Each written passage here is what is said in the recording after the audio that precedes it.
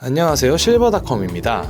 40대 훈남들의 정석, 손석구, 김남길, 이동욱, 공유, 이 네 사람의 공통점은 무엇일까요? 바로 아직 결혼을 하지 않았다는 것인데요. 연예인뿐 아니라 요즘 우리 주변을 보면 결혼을 늦추거나 아예 하지 않는 사람들이 점점 많아지고 있습니다.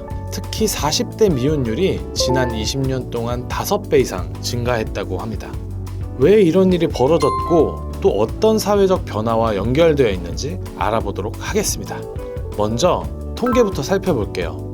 2000년 40대 남성 미혼율은 약 3.5%에 불과했는데요. 2020년에는 23.6%로 무려 6.7배 증가했습니다. 여성도 마찬가지로 2.1%에서 11.9%로 5.7배나 증가했네요. 이런 현상은 단순히 결혼을 미루는 사람들 뿐만 아니라 평생 결혼하지 않는 사람들이 늘어나고 있다는 걸 보여주는데요.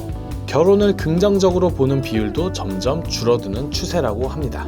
그렇다면 사람들이 왜 결혼을 점점 덜 긍정적으로 생각할까요? 통계청이 발표한 한국의 사회동향 2024에 따르면 결혼에 대한 생각은 경제적 여건, 교육 수준, 건강 상태에 따라 달라진다고 합니다.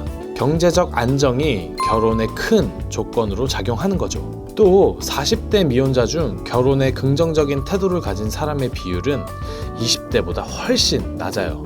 젊었을 때는 언젠가는 하겠지 라고 생각할 수 있지만 나이가 들면서 결혼이 필수가 아니라고 느끼는 사람들이 많아진 겁니다. 여성의 경우 미혼자의 대졸자 비율과 고용률이 오히려 결혼한 여성보다 높게 나타났다고 합니다. 즉, 결혼하지 않아도 내 삶을 잘 꾸려갈 수 있다 라는 자신감을 가진 분들이 늘어나는 거죠. 그렇지만 미혼율이 증가하면서 사회적으로 긍정적인 변화만 생기는 건 아닙니다. 특히 중장년층의 경우 혼자 사는 삶이 늘어날수록 사회적 고립과 정신적 불안 문제가 있다고 합니다. 연구에 따르면 고령층 미혼자는 결혼한 사람보다 사회적 네트워크가 제한적이고 경제적 안정감도 상대적으로 낮은 경우가 많다고 해요.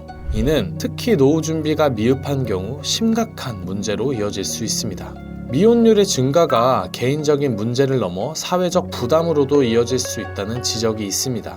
예를 들면 고령화와 출산율 저하로 인한 인구 구조의 변화입니다. 생산 가능 인구가 줄어들면서 노동력이 부족해지고 경제 성장이 둔화될 위험이 커지죠.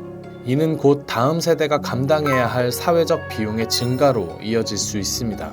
결혼은 더 이상 모든 사람에게 필수적인 선택이 아니고 혼자 사는 삶이 점점 더 많은 사람들에게 매력적인 옵션으로 자리 잡고 있습니다.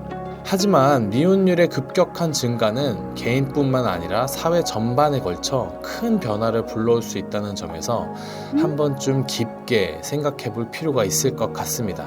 지금까지 실버닷컴이었습니다. 시청해주셔서 감사합니다.